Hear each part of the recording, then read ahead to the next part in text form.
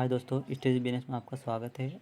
आज हम बात करते हैं इलेक्ट्रीशियन के कुछ महत्वपूर्ण क्वेश्चन के बारे में। तो चलिए दोस्तों स्टार्ट करते हैं। पहला सवाल है, अल्टरनेटर क्या पैदा करने के लिए प्रयुक्त किया जाता है? तो अल्टरनेटर एसी उत्पन्न करने के लिए प्रयोग किया जाता है।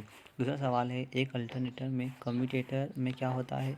तो एक अल्टरनेटर के कम्यूटेटर में स्लिप रिंग होता है। एक अल्टरनेटर के कम्यूटेटर में स्लिप रिंग होता है। दूसरा सवाल है, कंडक्टर की बर्डलिंग मुख्य रूप से किस लिए की जाती है?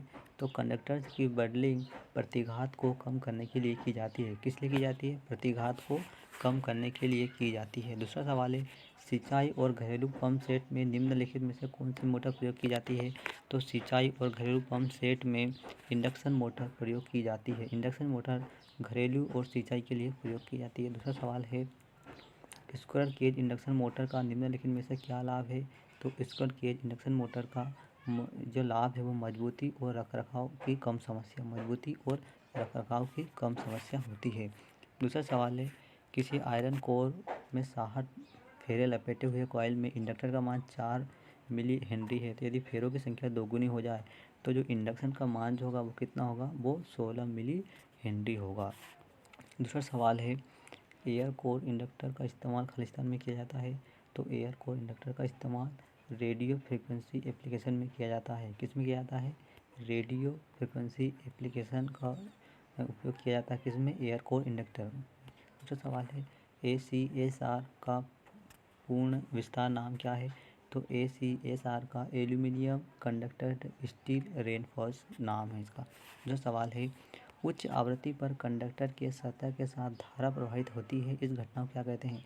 उच्च आवृत्ति पर कंडक्टर के सतह में धारा प्रवाहित होती है, इस घटना को स्किन इफेक्ट कहते हैं। क्या कहते हैं? स्किन इफेक्ट कहते हैं। दूसरा सवाल है,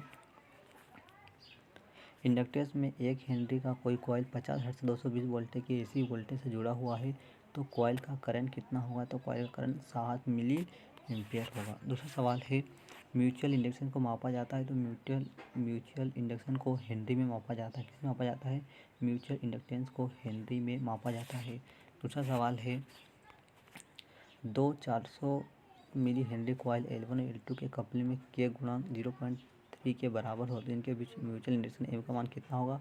तो 120 मिली हेनरी इनके बीच का मान होगा। दूसरा सवाल है, माध्यमिक आवृत्ति वाले ट्रांसफार्मर में क्या इस्तेमाल होता है? माध्यमिक आवृत्ति वाले ट्रांसफार्मर में फेरेट कोर इस्तेमाल होती है। कौन सी कोर होती है? माध्यमिक आवृत्ति वाले ट्रांसफार्मर में फेराइट कोर उपयोग होती है। दूसरा सवाल है, बेहतरीन परफॉर्मेंस के लिए ट्रांसफार्मर को खालिस्तान होना चाहिए, न्यूनतम प्रतिशत रेगुलेशन क्या होना चाहिए? बेहतरीन परफॉर्मेंस के लिए ट्रांसफार्मर को न्यूनतम प्रतिशत रेगुलेशन होना चाहिए। दूसरा सवाल है, किसी आदर्श ट्रांसफार्मर की वोल्टेज रेगुलेशन खालिस्तान है। तो जो आंसर आएगा वो 0%। 0% ट्रांसफार्मर ही आदर्श ट्रांसफार्मर कहलाता है। दूसरा सवाल है, निर्माता आमतौर पर करंट रेटिंग खालिस्तान स्पेसिफाई करता है।